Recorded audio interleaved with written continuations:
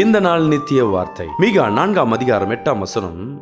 முந்தின ஆளுகை உன்னிடத்தில் வரும். ஆம், என் அன்பு பிரியமான ஜனமே, நீ இழந்து போன எதெல்லாம் உன்கிட்ட இருந்து இழந்து போயிடுச்சோ அதெல்லாம் கர்த்தர் இன்னைக்கு சொல்லுகிறார். முந்தினவைகள் இழந்ததை நீ திரும்ப பெற்றுக்கொள்வாய். சமாதானம், ஆரோக்கியம், செல்வாக்கு, கௌரவம், பணமதிப்பு, இளமை, சரீரத்தின் பலன், ஊழியம், இவைகள் இழந்து போயிருக்கா? கிட்ட பழைய பலன் இல்லையா? சமாதானம் இல்லையா? இன்னைக்கு கர்த்தர் உன்னோடு பேசுகிறார். நீ இழந்ததை நீ திரும்ப பெறுவாய். ஆமீன். அன்பு தேவ பிள்ளை, தேவன் பாருங்களேன், எதை நீ இழந்தாயோ அதை திருப்பி தருவேன்னு சொல்லுகிறார். யோபு வாழ்க்கை எல்லாருக்கும் தெரியும். அவன் எல்லாத்தையும் இழந்தான். ஒரு மனிதனுக்கு பணம் இழந்தப்பு வருமானம் இழப்பு அது உலகத்தில் நீ எது கூட இருந்தாலும் சரி, அந்த பணம் இழந்து போயிடுச்சு, கௌரவம் போயிடுச்சுன்னா தப்பு.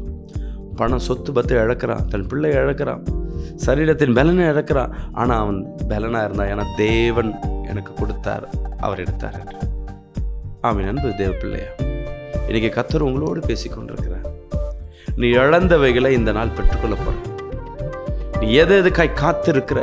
உன்ட்டு ஆரம்பத்தில் ஒரு காரியம் இருந்திருக்கும், சமாதானம். உன் வீட்டில் உன் கணவன் இடத்துல அதிக அன்பு வைத்திருக்கலாம், மனைவி அதிக அன்பு வைத்திருக்கலாம், பிள்ளைங்க பாசங்க வீட்டில் அழகாக இருந்திருக்கலாம், கூட்டு குடும்பமாக இருந்திருக்கலாம், இன்னைக்கு பிரிந்து போய் சிதறி போய் இருந்திருக்கலாம். கர்த்தர் சொல்லுகிறார், இழந்தவைகளை நீ திரும்ப பெற்றுக்கொள்வ.